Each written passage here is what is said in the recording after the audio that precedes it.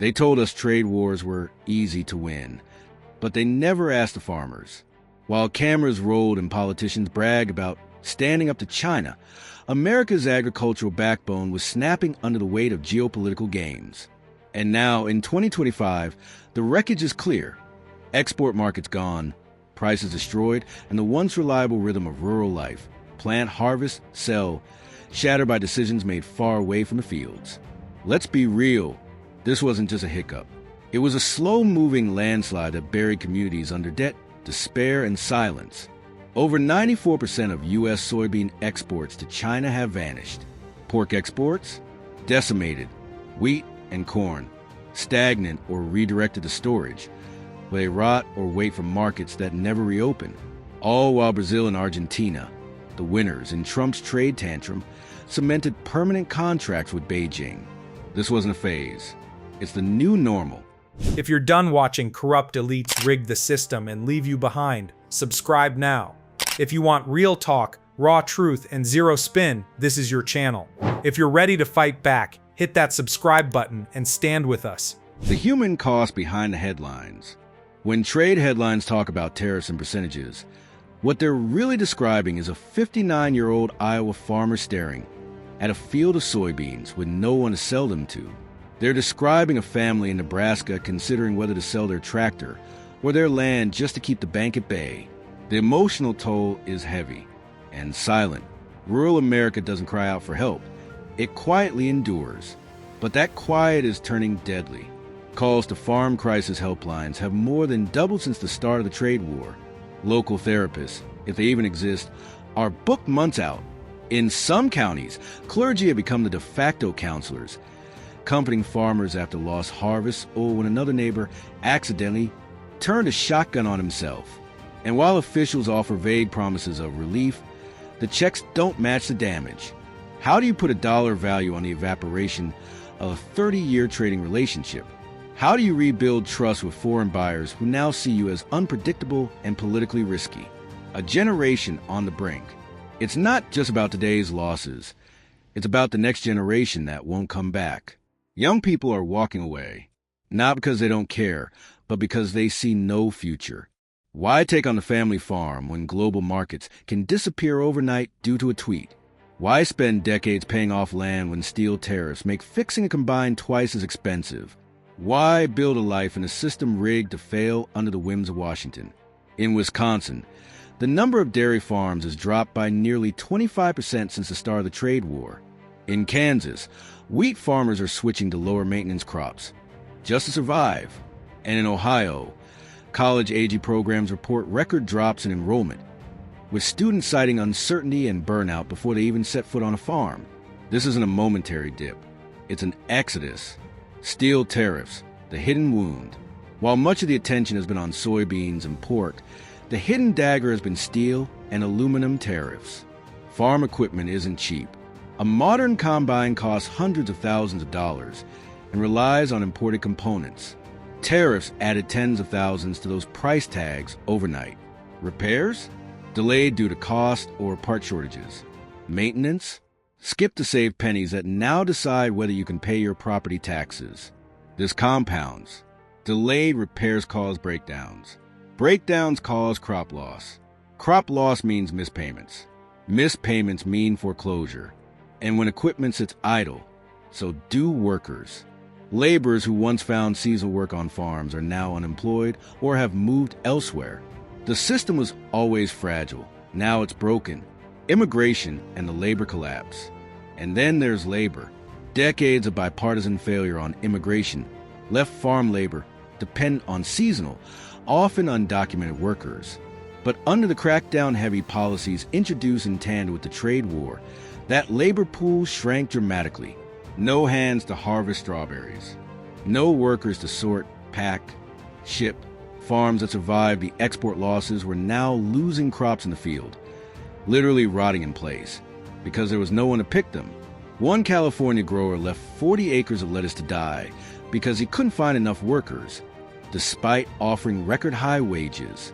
This isn't a migrant issue. It's a food security issue. Government assistance. Too little, too late. Yes, the government wrote checks. Billions, in fact. But it's not enough. Those payments went disproportionately to large agribusinesses. Small and mid-sized farms, those most vulnerable, receive crumbs. And worse, many farmers report being unable to even qualify for aid due to bureaucratic hurdles or because their losses weren't easily quantified on government forms. And let's be honest, no amount of money fixes lost markets.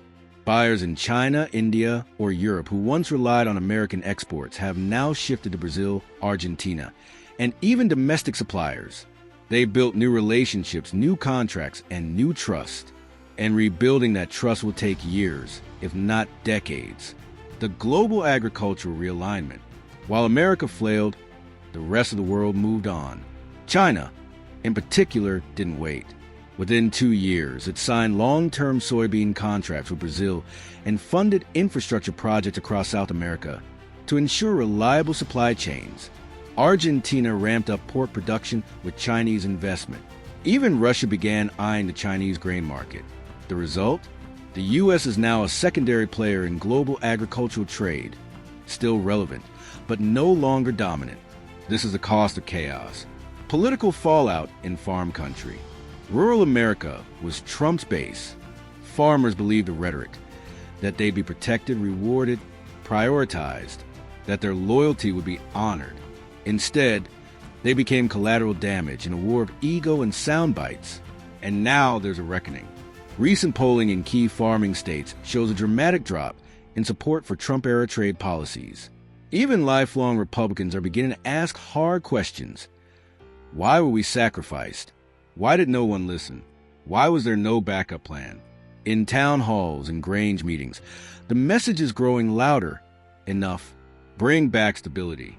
Bring back real strategy. Bring back markets we can count on. What comes next? The road back won't be easy. You can't flip a switch and restore trust. You can't erase years of missed exports or get back a generation of young farmers who've already moved on. But there is a path forward. Rebuilding relationships with trading partners will require humility and consistency. Two things in short supply during the trade war. It will require targeted investments in sustainable agriculture, rural mental health services, and fair access to relief programs. And it will require recognizing that farmers are not pawns. They are providers. They feed the world. They anchor communities.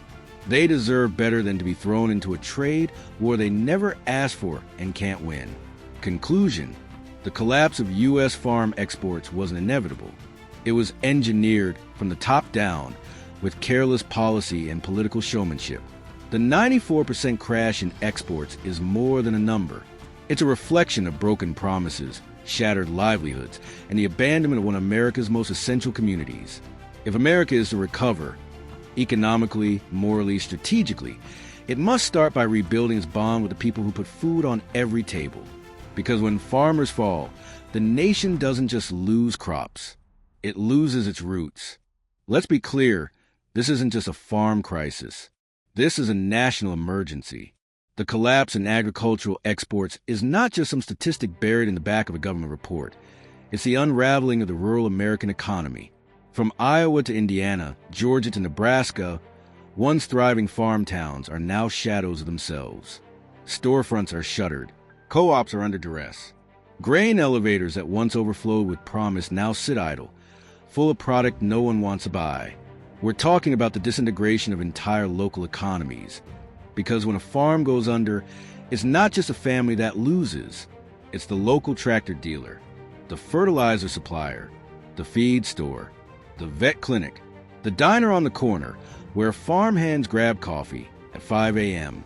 This collapse ripples through every small business connected to agriculture, commodity futures, and investor panic. Another underreported consequence of this export crash is its impact on commodities markets. When U.S. soybean futures plummeted below break-even, investors pulled out in droves. Confidence collapsed. AG funds took massive losses. Insurance risk models were blown apart. And then came the speculators, capitalizing on fear, shorting U.S. AG futures while pumping Brazilian contracts. Hedge funds saw opportunity, not tragedy. While American farmers were mortgaging their homes to stay afloat, Wall Street was cashing in on their collapse. This speculative frenzy has made markets even more volatile. One tweet from a politician about a possible China breakthrough sends futures soaring. Another hint of retaliation, markets tank. This level of volatility is unsustainable for a sector that relies on long-term planning, consistent forecasting, and stable relationships. Warehouse crisis. Too much grain, nowhere to go. One of the darkest practical realities of the export collapse is physical. Storage space. With exports drying up, silos are filling. And once they're full, farmers are forced to store crops outdoors under tarps, risking weather damage, spoilage, and pests. In parts of the Midwest, emergency grain bags now litter the landscape. Bulging plastic tubes scattered across fields, each holding the hope of a market that may never return. Some co-ops have begun turning away deliveries. Others charge exorbitant fees just to store excess grain. And still, the harvest keeps coming. You can't stop nature's clock. When it's time to reap, you reap, even if there's nowhere left to put what you've grown. This storage crisis is another example of how supply chain breakdowns snowball. No exports, no room. No room, no sales. No sales, no cash flow. And no cash flow means no planting next season. Agricultural banks and the next credit crunch. Let's talk about the financial underbelly, AG banks. Regional banks that specialize in agricultural lending are in deep trouble. Loan defaults are up. Credit lines are stretched. Collateral, mostly land and equipment, is declining in value. And the worst part? Farmers can't refinance because the outlook is so bleak. We're entering a vicious cycle. Higher debt, lower income, reduced access to capital. Some banks have already begun tightening their criteria, asking for more collateral, demanding larger down payments, or refusing new loans altogether. This credit freeze is potentially catastrophic. Without financing, most farms cannot operate. Modern agriculture is capital intensive. You borrow to plant, borrow to harvest, borrow to survive until market season. If that borrowing stops, so does the entire system. The political gaslighting of American farmers. What might be the cruelest twist in all of this is how American farmers have been politically gaslit. They were promised greatness, promised that America first would mean protecting them, that their sacrifices were for a bigger strategic goal, one that would result in stronger exports, better deals, and long-term prosperity. Instead, they got whiplash. The administration handed out subsidies to mask the bleeding, calling them Patriot payments, as if going broke was a badge of honor. Meanwhile, foreign buyers forged permanent relationships elsewhere. Market share that took generations to build was handed over to competitors in under 2 years. When farmers began to complain, they were told to be patient, ride it out, and support the president. But patience doesn't pay the mortgage, and loyalty doesn't fix a broken tractor. The gaslighting reached its peak when politicians began blaming the very farmers they claimed to protect, suggesting mismanagement, inefficiency, or bad planning were the root of the problem. As if anyone could have predicted a trade war would wipe out a century of agricultural diplomacy. The export collapse is a national security issue. Let's not forget, food is national security. When a country loses the ability to feed itself or export its surplus reliably, it loses influence. American agricultural exports were once a diplomatic cornerstone, a tool of soft power. Grain deals opened doors. Corn and wheat-fed allies. Pork shipments stabilized markets in Asia. Now, with that credibility in tatters, America is losing diplomatic leverage. Countries that once looked to the U.S. for food security are hedging their bets with Brazil, India, and even China itself. And domestically, the lack of exports leads to surpluses at warped prices, hurting even non-export reliant farmers. That means more taxpayer-funded bailouts, more federal market intervention, and more distortions that further destabilize the sector. Rural America deserves better. This isn't just policy failure, it's betrayal. Farmers are not lobbyists. They don't have PACs. They don't spend weekends in D.C. whispering in senators' ears. They work. They produce. They feed 330 million Americans and millions more worldwide. They do it in drought and flood, in scorching heat and biting cold. What they ask for in return is simple: fairness, consistency, and respect. But what they got was chaos, tariffs, and tweets. They got policy written for headlines, not harvests. And they're tired of being told to be quiet while the suits in Washington experiment with their livelihoods. Where do we go from here? Rebuilding trust in American agriculture is going to take time and leadership. The next administration, whoever it may be, must start by reestablishing global trade relationships. That means trade envoys, renegotiated tariffs, and long-term agricultural diplomacy. It means making farmers central to any economic recovery, not just an afterthought. Domestically, the government must provide reliable, fast relief, not bloated, bureaucratic programs that require dozens of forms and months of waiting.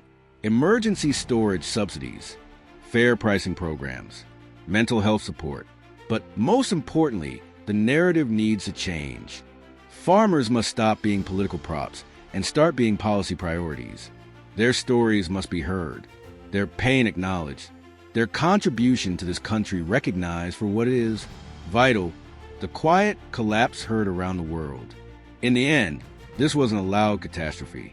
There were no earthquakes, no hurricanes, just silence, empty barns, crops no one will buy, quiet auctions as land passes from family to bank, empty chairs at kitchen tables where generations once made decisions about planting, not packing up.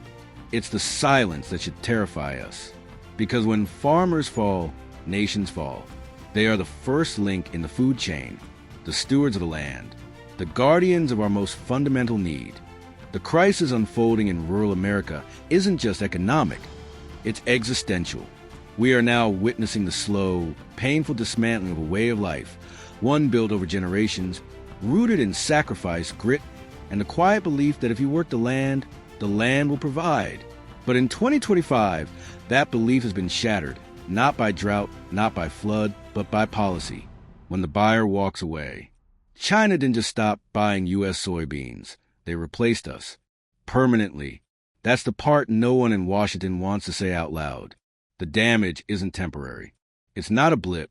When China turned to Brazil and Argentina to meet its food security needs, they didn't just fill a short-term gap. They signed new contracts, built new shipping routes, invested in new supply chains. China now controls or heavily invests in dozens of South American ports. Brazilian soybean farmers, many backed by Chinese banks, are expanding production. Meanwhile, American farmers who once dominated the global soy market are left sitting on millions of tons of unused grain, watching their hard-won markets become someone else's empire.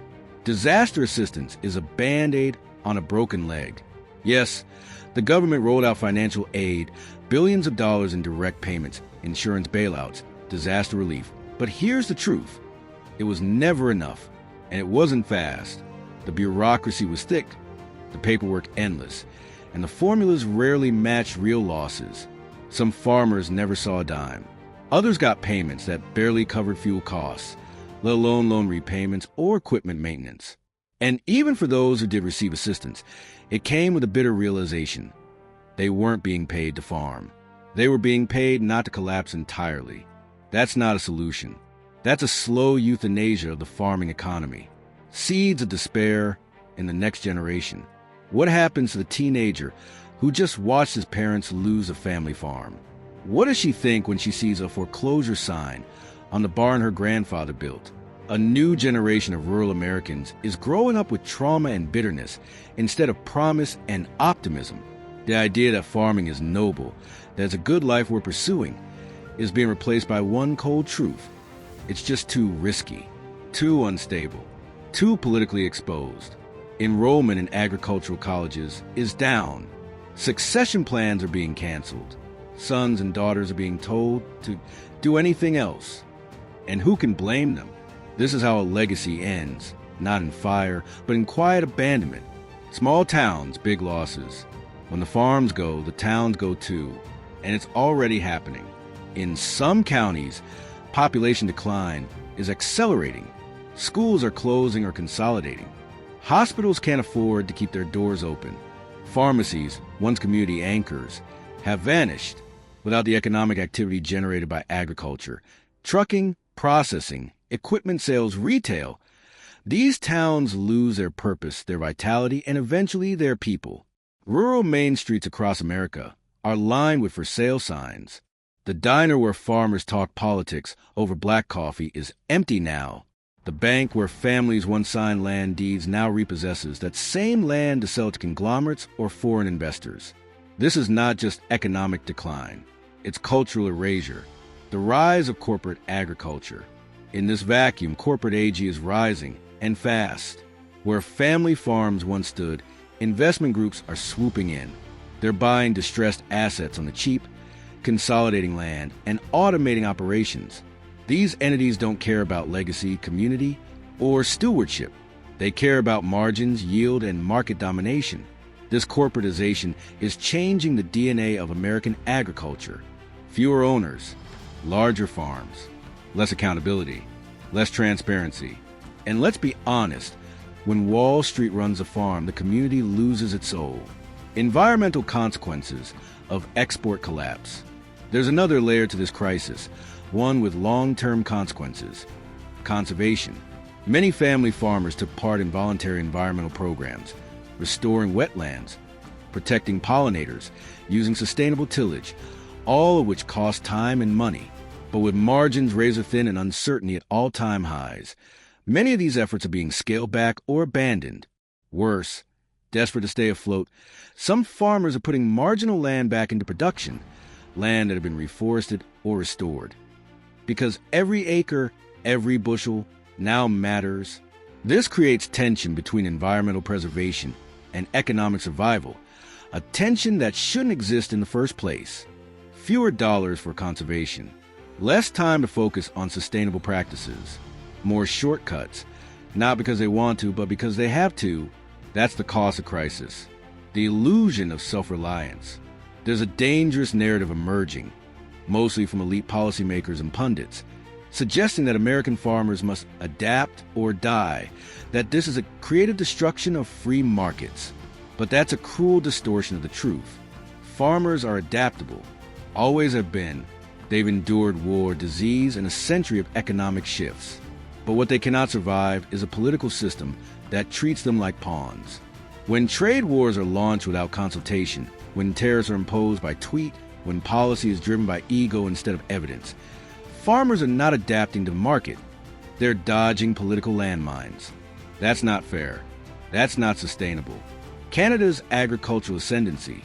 Meanwhile, north of the border, Canada is playing a long game.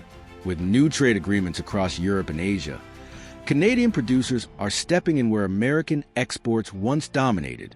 Canada's investment in sustainable, high-quality agriculture, paired with its stable trade policies, is winning at friends and contracts worldwide. The irony? American isolationism handed Canada the keys to markets we spent decades cultivating. This isn't just a loss of money. It's a loss of credibility. And once lost, that's the hardest thing to recover in global markets. China's permanent shift. Then there's China, the elephant in the soybean field. They aren't coming back. At least not in the way they once were. They've learned that relying on U.S. agriculture makes them vulnerable. So they've diversified, subsidized their own domestic AG industry, and invested in Latin America. Even if the trade war ended tomorrow, American exporters would find themselves locked out of old deals, forced to compete on worse terms, or stuck rebuilding relationships from scratch. The damage is done. A national conversation about food security. We need a national conversation, one not about trade, but about food. Food is power. Food is leverage. Food is peace. And yet, we've allowed a vital part of our economy to become collateral damage in a political game. It's time we treat agriculture not just as business, but as infrastructure, as important to national security as energy or defense. That means protecting it, planning for it, and, yes, investing in it, not with handouts, but with vision. Solutions must be structural, not symbolic. This isn't a problem that a quick check or photo op can fix.